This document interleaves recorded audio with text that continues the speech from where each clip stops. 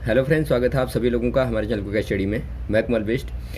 इस वीडियो के माध्यम से दोस्तों आपके यहाँ पर कराऊंगा द्विघात समीकरण का भाग नंबर 4, यानी कि यहाँ पर आपको मिलेगा क्वाड्रेटिक इक्वेशन का पार्ट नंबर 4। इससे पहले दोस्तों हम 3 पार्टों को कर चुके हैं। यदि आपने पिछले वाले 3 पार्टों को ना देखा हो तो आप ज़रूर देख लें, ताकि यहाँ तक के क्वेश्चन आपके क्लियर हो जाएँ। क्योंकि पिछले वाले 3 भागों में दोस्तों हमने शुरू से वीडियो बना रखी है, जो आपके चैप्टर हैं, जहाँ पर बेसिक द्विघात समीकरण का बेसिक से शुरू कर रखा है, और हमने धीरे धीरे यहाँ पे द्विघात समीकरण को सॉल्व करने की मेथडों को बता रखा है। तो आप ज़रूर जाके पिछले वाले वीडियोस को देख लेंगे, ताकि आपके यहाँ तक के क्वेश्चन क्लियर हो जाएँ। और आज हम बात जो करेंगे दोस्तों, आज हम बात करेंगे द्विघात समीकरण के मूलों की प्रकृति के बारे में। यानी कि जब क्वाड्रेटिक इक्वेशन को आप देखते हैं तो वहाँ पर उसके हमने देखा था रूट होते हैं, जिनको आप जीरोज़ भी कहते हैं या फिर आप उनके मान भी कहते हैं, सॉल्यूशन भी कहते हैं इक्वेशन का। तो जो मान होते हैं द्विघात समीकरण के 2 मान होते हैं। चूँकि यहाँ पे देखिए चर की घात 2 होती है, तो यहाँ पे 2 मान आपके पास में होते हैं। 2 मान जो होंगे दोस्तों, आप इनको यहाँ पे देखिए A1 A2 भी लिख सकते हैं, या फिर आप अल्फ़ा बीटा भी ले सकते हैं। ये जो 2 मान होंगे, 2 मूल होंगे, आपको बताना है कि इनकी नेचर कैसा है। नेचर कहने का मतलब है कि ये धनात्मक हैं, ऋणात्मक हैं, वास्तविक हैं, अवास्तविक हैं, या फिर काल्पनिक हैं। ऐसे आपको इनको देखना पड़ता है। ये क्वेश्चन आपका पूछा जाता है बार बार रूटों की प्रकृति को देखने का, तो आप आराम से इसको देख लेंगे दोस्तों। आप नेचर ऑफ रूट्स कैसे देखते हैं क्वाड्रेटिक इक्वेशन के, इसके बारे में हम यहाँ पे थोड़ा सा चर्चा करेंगे, बाद में इसके क्वेश्चन करेंगे। तो शुरू करते हैं, ध्यानपूर्वक आप देखेंगे, कॉपी और पेन निकाल लेंगे और वीडियो को शुरू करते हैं। देखिए, पहले यहाँ पर आपको हमेशा की तरह पता होना चाहिए दोस्तों, द्विघात समीकरण का जो सामान्य फॉर्म होता है, यानी कि जो सामान्य रूप होता है, वो आपको पता होना चाहिए कैसा होता है। जो एक द्विघात समीकरण होती है उसका जनरल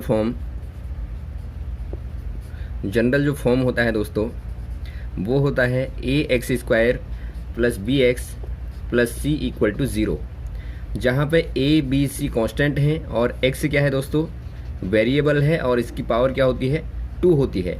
और 2 पावर होती है, इसीलिए इसके 2 रूट होते हैं, 2 मान होते हैं, जिन्हें एक को अल्फ़ा कह सकते हैं, दूसरे को बीटा कह सकते हैं। ये अल्फ़ा बीटा सेम भी हो सकते हैं और अलग अलग भी हो सकते हैं। तो यहाँ पे देखिए, हम बात करेंगे कौन से केसेस में ये सेम होंगे, कब ये अलग अलग होंगे, कब ये वास्तविक होंगे और कभी काल्पनिक होंगे। तो पहला आपको पता लग गया कि जनरल फॉर्म ये होता है। यहाँ पे दोस्तों आप क्या निकालेंगे समीकरण का, जब भी आपको नेचर पता करना है रूटों का, तो आप क्या निकालेंगे समीकरण का दोस्तों, आप निकालेंगे विविक्त कर। इसका नाम क्या कहेंगे आप, विविक्त कर कहते हैं, या फिर आप इसको यदि इंग्लिश में कहें तो आप इसको कहते हैं डिस्क्रिमिनेट को आप निकालेंगे। डिस्क्रिमिनेट को आप डी से रिप्रेजेंट करते हैं, कैपिटल की, और जिसके बराबर होता है दोस्तों b² - 4ac। यदि आपको याद होगा तो आपने जो रूटों को हल करने की मेथडें देखी थी दोस्तों, वहाँ पर आपको हमने बताया था गुणनखंड विधि से रूटों को हल करना बताया था, इक्वेशन को सॉल्व करना, यानी फैक्टराइजेशन मेथड से, और आपको बताया था हमने श्रीधराचार्य मेथड से। तो आपने देखा था श्रीधराचार्य मेथड में, जो श्रीधराचार्य की मेथड थी दोस्तों, वहाँ पे देखा आपने x = जो होता है -b ± √b² - 4ac / 2a। तो यहाँ पे देखिए, जो अंदर आपका रूट के अंदर का b² - 4ac है, वही ये d होता है दोस्तों, जिसको आप विभक्त कर कहते हैं, या फिर आप जिसको डिस्क्रिमिनेट कहते हैं। तो यहाँ पर आप इसी वाली क्वांटिटी को, जो श्रीधराचार्य के फॉर्मूले में रूट के अंदर की क्वांटिटी है, इसी को आप d कहते हैं। चाहें तो आप इसको कैपिटल D भी लिख सकते हैं, और आपको पता होना चाहिए d के बराबर ये वैल्यू होती है।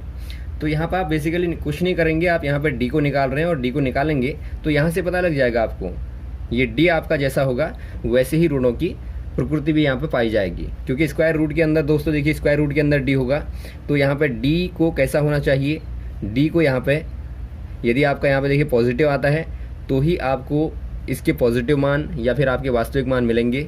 अगर आपका d नेगेटिव आता है रूट के अंदर, तो आपको मालूम है रूट के अंदर की नेगेटिव वैल्यू क्या होती है दोस्तों, इमेजिनरी होती है, काल्पनिक होती है, यानी कि रूट यहाँ पर वास्तविक ऐसे केस में नहीं होंगे। यदि आपका d 0 हो जाता है तो ऐसे केस में देखिए ये 0 हो जाएगा, और यहाँ पर आपके रूट इक्वल हो जाएंगे।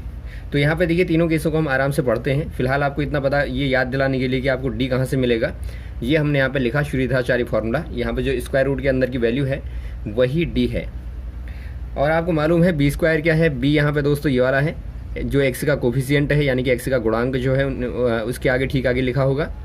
और वैसे यहाँ पे जो a है ये x² का गुणांक है, और c यहाँ पे आपका कांस्टेंट टर्म है। तो अब देखिए यहाँ पे 3 केस यहाँ पे पाए जाते हैं दोस्तों मोस्टली, जो रूटों की प्रकृति के होते हैं, नेचर के होते हैं। तीन केस क्या क्या होंगे उनको देखते हैं ज़रा। जो केसेस होंगे, जो पहला केस है, पहला वाला जो केस है दोस्तों, यहाँ पे यदि सपोज़ b² - 4ac, या फिर आप इसको d भी कह सकते हैं। जो b² - 4ac है दोस्तों, ये यदि आपका ग्रेटर देन 0 होता है, यानी ये कब क्या होगा दोस्तों, 0 के बड़ा होगा। जो d की वैल्यू होगी यदि 0 के बड़ी होती है, 0 के बड़ी कहने का मतलब है पॉजिटिव में कुछ भी नंबर होगा, 1 2 3 4 समथिंग, कुछ भी आपका रियल या फिर आपका रैशनल इरेशनल भी हो सकता है, तो बड़ा होगा तो आप क्या कह देंगे। ऐसे केस में दोस्तों दो भिन्न वास्तविक मूल आपको मिलेंगे। कैसे मूल मिलेंगे आपको? मिलेंगे दोस्तों वास्तविक होंगे।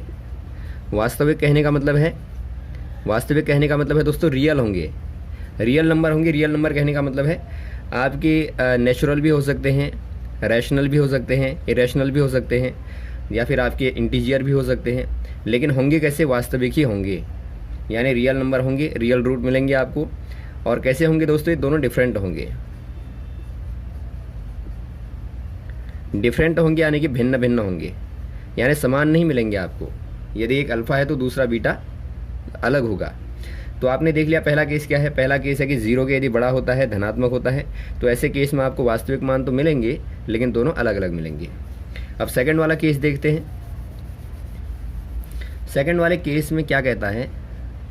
सेकंड वाला केस कहता है दोस्तों यदि b² - 4ac = 0 हो जाए, तो यहाँ से आप देख रहे हैं यदि आपका b² - 4ac 0 हो गया दोस्तों, तो क्या हो जाएगा यहाँ पे? जो b² - 4ac = 0 है, तो आप यहाँ यदि इसको यहाँ भेज दें तो b² = 4ac हो जाएगा। यदि आप यहाँ 4ac की जगह पर b² रख दें फॉर्मूले में, तो आप देखेंगे ये दोस्तों आपको देता है कि दो इक्वल रूट आपको मिलेंगे। यानी आप यहाँ पर कह देंगे ऐसे वाले केस में जब b² - 4ac, या फिर आप इसको d कहें, ये 0 के बराबर हो जाता है, तो ऐसे केस में क्या मिल जाएगा आपको? ऐसे केस में आपको दो बराबर ही मान मिलते हैं। जैसे कि आपने ऊपर देखा था x = -b ± √4ac, √b² - 4ac upon 2a होता है।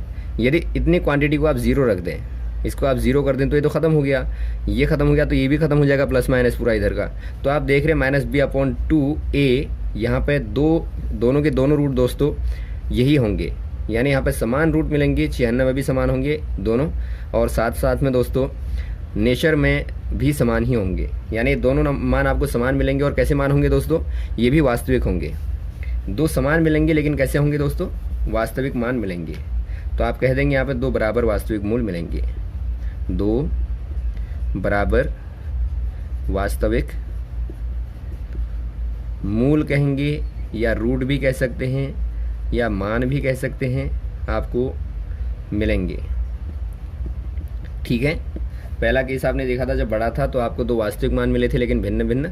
जब 0 के बराबर है तो आपने देखा कि दो बराबर मान मिलेंगे, वास्तविक मिलेंगे। अब यहाँ पर थर्ड वाला केस देखते हैं। थर्ड वाला केस कहता है यदि जो b² - 4ac है। देखिए दोस्तों, पहला केस था बड़ा वाला, दूसरा केस था बराबर वाला, तीसरा केस होगा छोटा वाला। यानी 0 के यदि छोटा होगा तो 0 के यदि छोटा होता है b² - 4ac, तो ऐसे केस में क्या होगा? ऐसे केस में दोस्तों ये वैल्यू क्या हो जाएगी? 0 से छोटा कौन होता है? यदि आप संख्या रेखा पर जाएं, 0 से नीचे जाएंगे तो आप माइनस वाली वैल्यूज़ को देखते हैं। यानी जैसे आप 0 के नीचे जाएंगे तो माइनस, ऊपर जाते हैं तो प्लस, और अगर 0 पर होते हैं तो आपका 0। तो यहाँ पे देखिए दोनों केस हमने देख लिए थे। अब ये वाला केस आप देख रहे हैं इधर वाला। यदि यहाँ पे मान आते हैं, यदि इसका मान यहाँ पर आता है तो ये दोस्तों नेगेटिव हो जाएगा। और नेगेटिव होने का मतलब है जो b² - 4ac कहाँ है? ये आपका स्क्वायर रूट के अंदर है। यदि आप फॉर्मूले में देखें तो आपने देखा था ये स्क्वायर रूट के अंदर है, x = -b ± √b² - 4ac divide by 2a। यदि रूट के अंदर यदि आप दोस्तों इस क्वांटिटी को देखें, माइनस आ जाती है आपकी, तो आपको मालूम है स्क्वायर रूट के अंदर कोई भी वैल्यू ऐसी आपके पास में रियल नहीं है। तो ऐसी दोस्तों कोई भी वास्तविक वैल्यू आपके पास में नहीं है जिसका स्क्वायर रूट यहाँ पर नेगेटिव आए, क्योंकि आपको मालूम है जब भी आप नेगेटिव का स्क्वायर करते हैं वो भी पॉजिटिव हो जाता है। तो नेगेटिव आने का तो कोई यहाँ पे वास्तविक मान में कोई मतलब ही नहीं होता है। इसीलिए आप कह देंगे ये दोस्तों ऐसा तो कोई वास्तविक मान होता ही नहीं है जो कि स्क्वायर रूट के अंदर नेगेटिव आए। तो ये कैसा मान है? ये आपका अवास्तविक है। अवास्तविक है, अवास्तविक कह लें, या फिर आप इसको काल्पनिक कह लें, या फिर आप इसको इमेजिनरी कह लें। ये दोस्तों फिर ऐसे मान आएंगे, जैसे आप यहाँ पे माइनस में आ गया कुछ, माइनस में समथिंग आपका ए आ गया, तो इसको आप आई रूट ए लिखेंगे। तो यहाँ पे जो आई है, ये आई क्या है, ये आई इमेजिनरी है। इमेजिनरी कहने का मतलब है काल्पनिक मान है, काल्पनिक कहने का मतलब है वास्तविक नहीं है। जैसे हम कहते हैं ना कल्पना है, कल्पना कहने का मतलब है कि वो वास्तविक नहीं है, बल्कि क्या है, एक प्रकार की आपने काल्पनिक तौर पर उसको माना है। तो यहाँ पर आप ध्यान देंगे, ऐसे केस में काल्पनिक मान आपको मिलेगा। तो जब भी आपका ये वाला केस आएगा, थर्ड वाला केस आएगा, जो हमने थर्ड वाला केस देखा जो काल्पनिक वाला है, तो ऐसे केस में आपको इक्वेशन को सॉल्व नहीं करना है। जैसे आपको क्वाड्रेटिक इक्वेशन दी होगी, पहले आप उसका नेचर देखेंगे। यदि नेचर इन दोनों केसों में से आता है तो आप इक्वेशन को सॉल्व करेंगे, अदरवाइज आप क्या लिख देंगे, आप कहेंगे दोस्तों इस वाली इक्वेशन के वास्तविक मान नहीं होंगे, वास्तविक मूल नहीं होंगे, तो आपका इतने में ही आंसर हो जाएगा। अब ज़रा देखिए, थोड़ा एग्जाम्पल कर लेते हैं। पहला एग्जाम्पल यहाँ पर आपको दिया गया है, निम्न द्विघात समीकरणों के मूलों की प्रकृति आपको बतानी है, यानी आपको नेचर देखना है क्वाड्रेटिक इक्वेशन के रूटों का। यहाँ पर पहली इक्वेशन आपको दी गई है 2x² - 3x + 5 = 0। पहला काम आप जनरल इक्वेशन लिखेंगे इसके नीचे, ये x² + bx + c = 0। कंपेयर करेंगे, a = 2 है, b = ध्यान देंगे दोस्तों यहाँ प्लस में इक्वेशन आपके पास होगी हमेशा, यहाँ माइनस नहीं है। यदि आपका यहाँ माइनस आता है तो ये b की वैल्यू में काउंट होगा। और वैसे c = आपका दिखता है 5। अब यहाँ पे क्या करेंगे, डिस्क्रिमिनेट निकालेंगे, यानी विभक्तिकर निकालेंगे, d = b² - 4ac। यहाँ वैल्यूज़ को पुट कर देंगे, b की वैल्यू -3 है तो -3 का स्क्वायर, और -4, a की जगह पे 2 रखेंगे और c की जगह 5 रखेंगे। इक्वेशन को सॉल्व कर देंगे, ये 9 हो जाएगा दोस्तों। माइनस का देखिए स्क्वायर करने पे प्लस आपको मिलता है, 9 हो जाएगा। -5 दूनी 10 चौको 40। और यहाँ देखते हैं आप दोस्तों, ये माइनस का क्या आ गया, 31 आ गया। तो जो d = क्या है दोस्तों, नेगेटिव है, कहने का मतलब है d जो है <0 है। ऐसे केस में आपको मालूम है ये मान कैसे होंगे, ये आपके अवास्तविक होंगे। अवास्तविक कहने का मतलब है थर्ड वाला केस आ गया, यानी काल्पनिक होंगे, तो इक्वेशन को आप सॉल्व नहीं करेंगे। नेक्स्ट वाला देखते हैं। नेक्स्ट वाला क्वेश्चन है नंबर 2 वाला, 3x² - 4 √3x + 4 = 0। यहाँ भी आप जनरल इक्वेशन लिखेंगे पहले, ax² + bx + c = 0। इससे क्या होगा, गलती आप नहीं करेंगे, आप बार बार इक्वेशन को लिखेंगे तो, और साथ में आपको पता भी लगेगा कि जनरल फॉर्म क्या होता है। यहाँ पे कंपैरिजन करेंगे तो a = 3 दिखता है आपको, b = ध्यानपूर्वक देखेंगे, b की जगह पे क्या है, यदि आप x को ढक देते हैं तो जो भी बचेगा वो b ही होगा। तो यहाँ पर जो बचा है दोस्तों वो इतनी क्वांटिटी है, -4 √3 है b, और c = आपको दिखता है +4। दोबारा से d निकालेंगे, विभक्तिकर निकालेंगे, b² - 4ac करेंगे, और यहाँ पे b की जगह पे क्या वैल्यू रखेंगे, -4 √3 का स्क्वायर कर देंगे, b² - 4 × a 3 है, × c क्या है दोस्तों 4 है। तो यहाँ पे इसको देखिए सॉल्व करेंगे। देखिए जब आप माइनस का स्क्वायर करेंगे तो प्लस हो जाएगा, तो इसको माइनस को तो भूल जाइए आप, और जब 4 का स्क्वायर करेंगे 16 हो जाएगा। ये दोस्तों आपस में गुणा हो रहे हैं, ध्यान देंगे, ये 4 √3 जो है आपस में गुणा हो रहे हैं। इसको आप ध्यानपूर्वक देखेंगे, ऐसा नहीं है कि ये खाली ऐसे रखा है, ये गुणा कर रहे हैं ऐसे आपस में। जैसे आप इसका स्क्वायर करेंगे तो 16 हो गया, दोनों का अलग अलग स्क्वायर होगा। और √3 का स्क्वायर करेंगे तो स्क्वायर जब करते हैं रूट का आप, तो रूट कैंसिल हो जाता है, तो अंदर की क्वांटिटी वैसे ही आ जाती है। तो 16 × 3 करेंगे तो 16 क्या हो जाएगा, 48 यानी 48 हो जाएगा। ये 48 आ गया इनका, माइनस 4 से को 16 और 3 48। तो यहाँ पर आप देखते हैं दोस्तों क्या आ गया, 0 आ गया।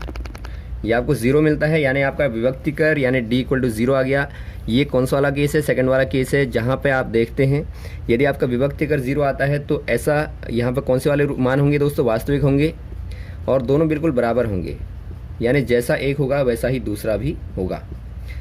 तो ये आपको यहाँ पे ध्यान देना है। चाहें तो इक्वेशन को सॉल्व कर सकते हैं श्रीधराचार्य मेथड से, या गुणनखंड विधि से, या फिर पूर्ण वर्ग बनाने की विधि से। आप देखेंगे दोनों के मान एक ही आ रहे हैं। नेक्स्ट क्वेश्चन देखते हैं, यहाँ पर आपको नेचर ही देखना है फिलहाल। नेक्स्ट क्वेश्चन है दोस्तों थर्ड वाला, 2x² - 6x + 3 = 0।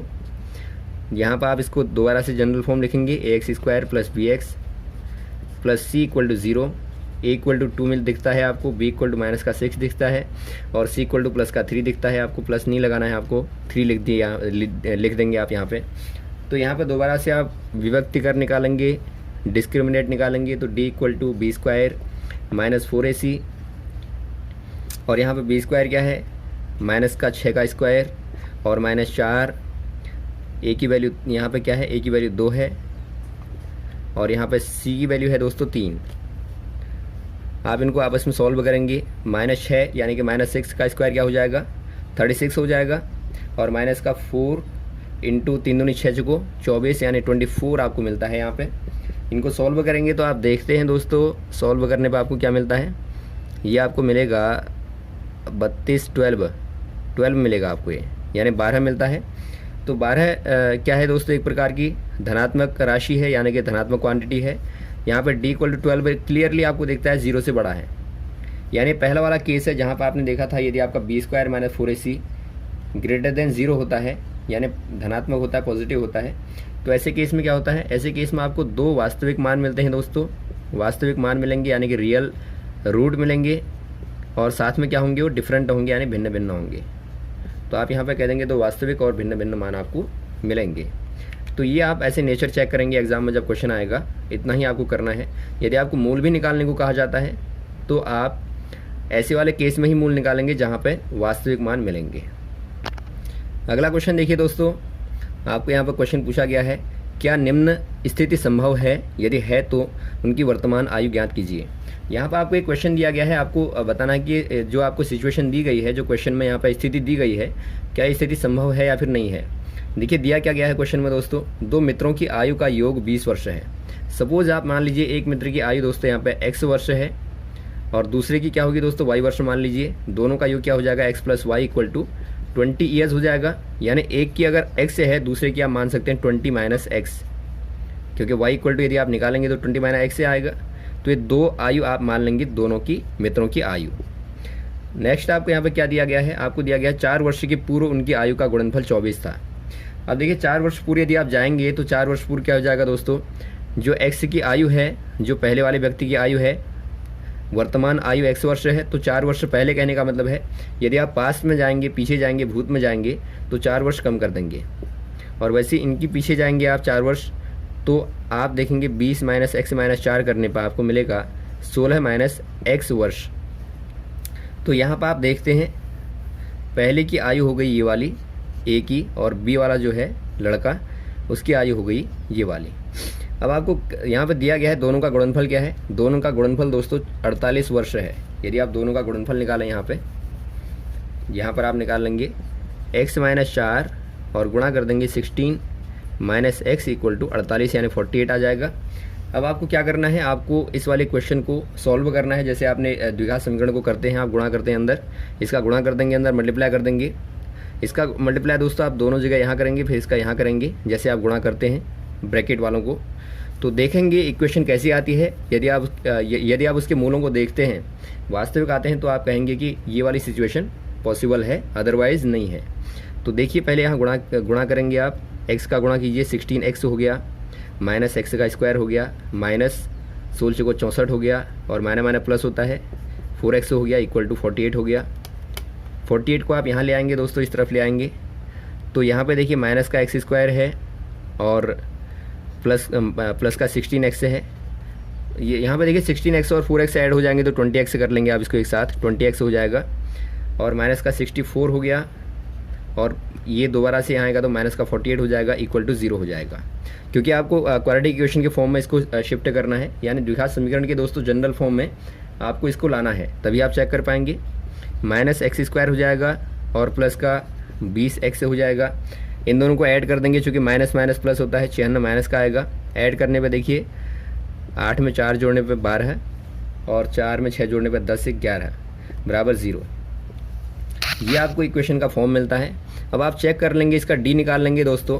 डी यदि आपका वास्तविक आता है तो आप इसको कहेंगे ये सिचुएशन पॉसिबल है, अदरवाइज नहीं है। तो आप डी निकालेंगे तो आप देखिए बी स्क्वायर माइनस 4ac करेंगे। यहाँ पर आप देखिए बी की वैल्यू क्या है दोस्तों, 20 है, तो बी स्क्वायर करेंगे तो 20 का स्क्वायर माइनस 4, ए की जगह -1 और सी की जगह पे है माइनस का। आप इसको सॉल्व करेंगे तो सॉल्व करने पे देखिए 400 हो गया, और माइनस ये माइनस प्लस हो गया, और ये दोबारा से माइनस है। 3 माइनस आते हैं दोस्तों क्वेश्चन में, तो हमेशा ही माइनस होता है, क्योंकि माइनस प्लस दोबारा से माइनस फिर से माइनस हो जाएगा। तो यहाँ पे देखिए 4 का यहाँ मल्टीप्लाई कर देंगे तो आपको क्या मिलेगा, 4 दूनी 8, 4 एकम 4, 4 एकम 4, ये आप क्लियर देखते हैं माइनस का 48 आता है। और ये दोस्तों कैसा है, ये आपका नेगेटिव वैल्यू आ गई, लेस देन 0 आ गया, तो आप कह देंगे ये काल्पनिक है। काल्पनिक है यानी कि ऐसी वाली सिचुएशन संभव ही नहीं है, ऐसा हो ही नहीं सकता, यानी आप कह देंगे ये वाली स्थिति दोस्तों क्या है, संभव नहीं है। तो आप यहाँ से डी से पता लगा लेते हैं। तो इक्वेशन को सॉल्व करके इतना ही आप लिख देंगे।